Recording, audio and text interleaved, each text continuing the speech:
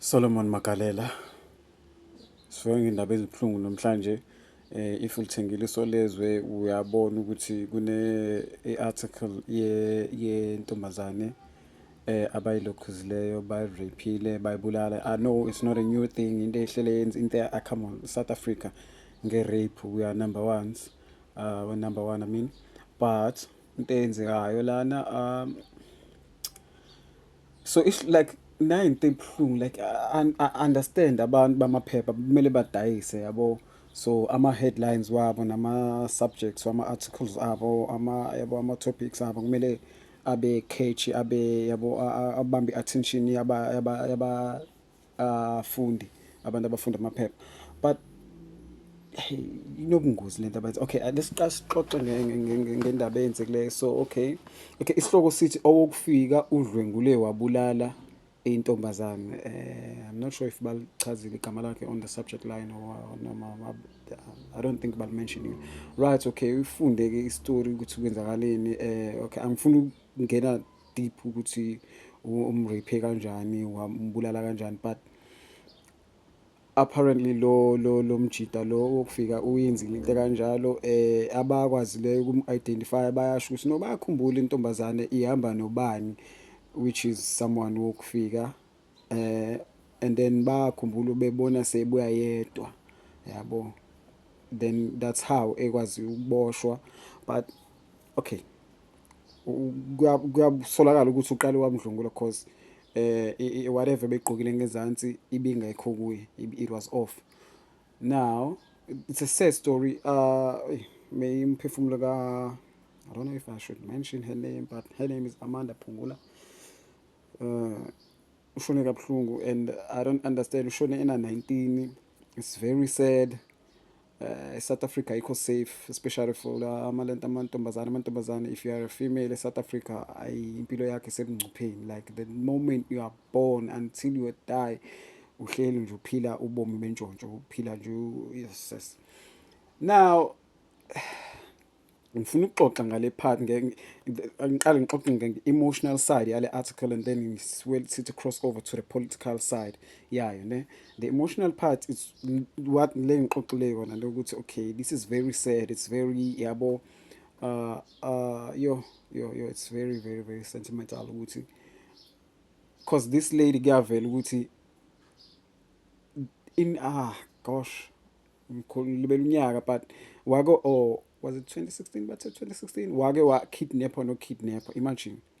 le ntombazane she went through a lot empilweni yakhe to this point ukuthi sezo hey impilo yakhe ended at the age of 19 it's very sad it is now ngifuna uxoxa nanti ngifuna uxoxa ngayo ne ama journalist ne I understand ukuthi badayisa amaphepha but like bebengaqhamuka ne-subject line oyilento i-topic or heading whatever engcono owokufika udlwengule wabulala that's something yabo they are cooking xenophobia abanakanga or mhlambe ba-aware abanandaba bayazi ukuthi if siyasuka thina as ama-South Africans siyohlasela abakufika bayazi kona bona umsebenzi wabo ukuthatha izithombe bathatha izitori basaqhubeka badayisa amaphepha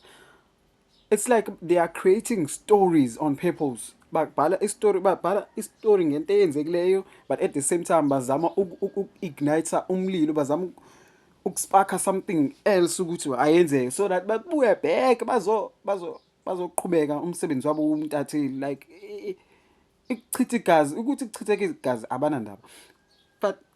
if I was a foreigner eSouth Africa vele xenophobia iphezulu rape zonke izinto like izinto ezimbi nje ezinegative eSouth Africa ziphezulu corruption anything you mention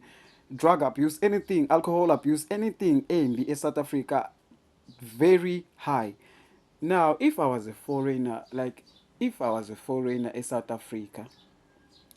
this is what I would do yabo nje lo mjita lo bekumele unfortunately usheshe waboshwa but like if I was a foreigner and kukhona omunye wethu wenza into kanje I would tell my brothers ukuthi ekse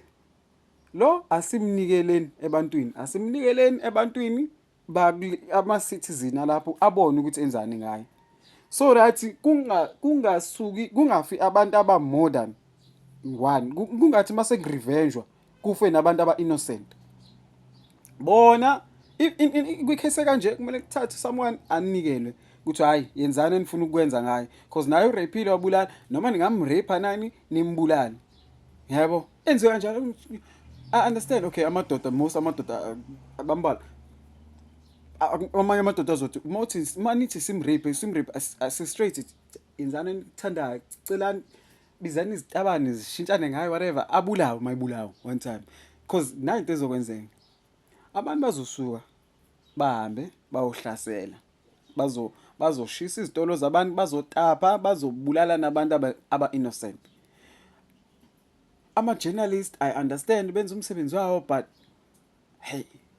ukuba i-journalist sometimes like uyakwazi ukuthi because like ngeke uthi uya-understand i-South Africa ukuthi ime kanjani like uyazi i-South Africa ukuthi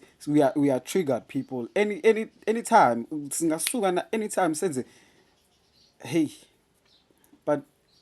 angathi angaphumula ngoxolo uAmanda kubhlungu kumehleleyo. I'm not like hayi ukuthi ngithethelela izigebengu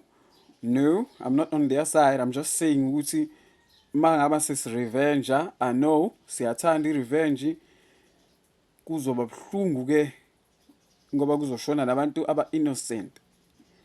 I'm sure manje since lo muntu ebeboshiwe they could have